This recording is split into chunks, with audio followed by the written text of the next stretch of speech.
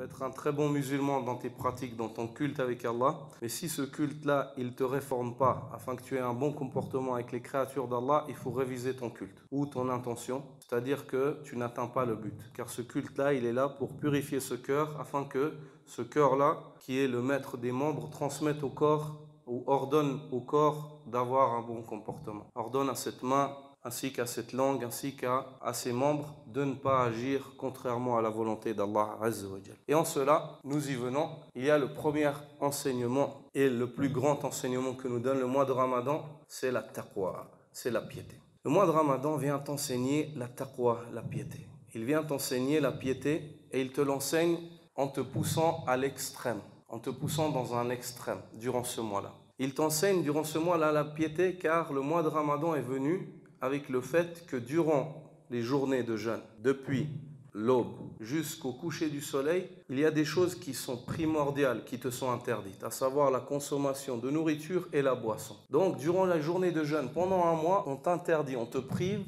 de choses qui sont primordiales, qui sont nécessaires, qui sont des nécessités. La boisson et la nourriture. Ceci afin que tu apprennes à obéir à Allah subhanahu wa ta'ala. Et que si durant ce mois-là, tu as réussi pendant un mois à délaisser des choses qui sont nécessaires, donc quand le mois s'en va, tu n'as plus d'excuses pour dire je ne peux pas laisser ce haram-là ou ce haram-là. Car Allah Azza wa Jal t'a enseigné, il t'a appris à être pieux. Il t'a appris à délaisser des choses qui à la base te sont primordiales et nécessaires. Donc quand le mois s'en va, tu n'as plus d'excuses. Tu as appris quelle était la voie pour délaisser toute chose qu'Allah Azza wa Jal t'a interdit. Et quelle est cette voie-là? C'est la niya. C'est le fait d'avoir la foi. C'est le fait de faire cela avec conviction.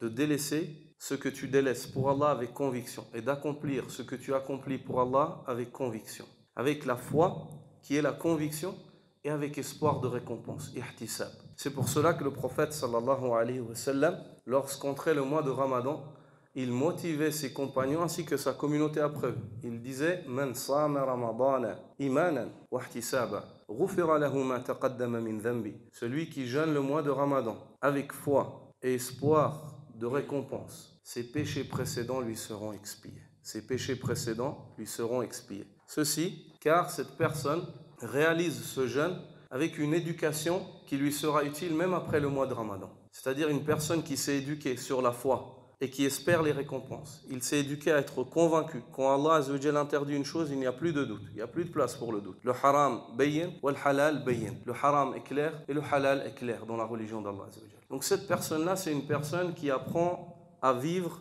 sur la conviction, sur les arguments. Quand l'argument lui vient, la conviction lui est parvenue. Après cela, il passe à l'acte. Il délaisse ce qu'Allah n'aime pas et il réalise ce qu'Allah aime. Et cela, il le fait pourquoi? Al-ihtisab.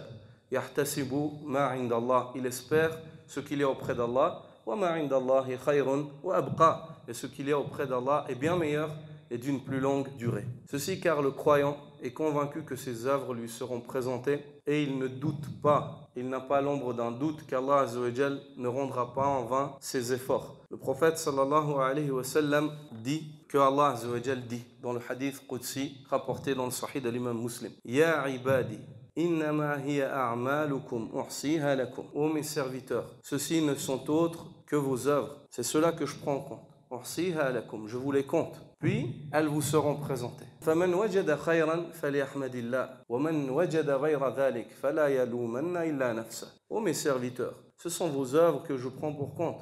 Puis ensuite, elles vous seront exposées comme vous les avez accomplies. Vous trouverez votre compte, votre rétribution comme vous avez agi. Celui qui trouve du bien en ce jour où ses œuvres lui seront présentées, qu'il s'empresse de louer Allah. Qu'il s'empresse de louer Allah. C'est à Allah que revient la louange.